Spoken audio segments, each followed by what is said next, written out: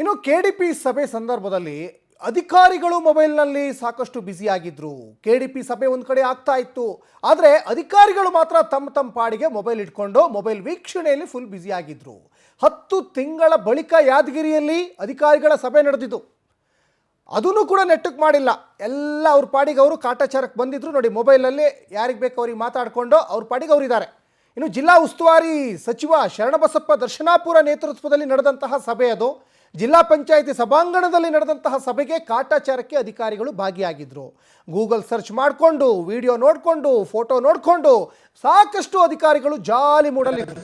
ಶಾಸಕರು ಹಾಗೂ ಸಚಿವರ ಪ್ರಶ್ನೆಗೂ ಕೂಡ ಅವರು ಉತ್ತರ ಕೊಡಲಿಕ್ಕೆ ತಡಕಾಡಿದ್ರು ಅಧಿಕಾರಿಗಳು. ಬೇಕಾಬಿಟ್ಟಿ ಅಧಿಕಾರಿಗಳ ಮೇಲೆ, ಇಲ್ಲಿ ಕಾಟಾಚಾರಕ್ಕೆ ಬಂದಂಥ ಅಧಿಕಾರಿಗಳ ಮೇಲೆ ಈಗ ಕ್ರಮ ಕೈಗೊಳ್ತಾರ ಯಾದಗಿರಿ DC ಅನ್ನುವಂತಹ ಪ್ರಶ್ನೆ ಇದೆ. ನೋಡಿ, ಬೇರೆ ಬೇರೆ ವಿಚಾರಗಳಲ್ಲಿ ಯಾದಗಿರಿ ಸಾಕಷ್ಟು ಹಿಂದುಳಿದಿದೆ. ಅಟ್ಲೀಸ್ಟ್ ಒಂದು KDP ಸಭೆಗಾದ್ರೂ ನೆಟ್ಟಕ್ಕೆ ಬರ್ತಾರಾ? ಬಂದಿದ್ದಾರೆ, ಇಲ್ಲ ಅಂತಿಲ್ಲ, ಆದರೆ ಮೊಬೈಲಲ್ಲಿ ಬ್ಯುಸಿ ಆಗಿದ್ದಾರೆ.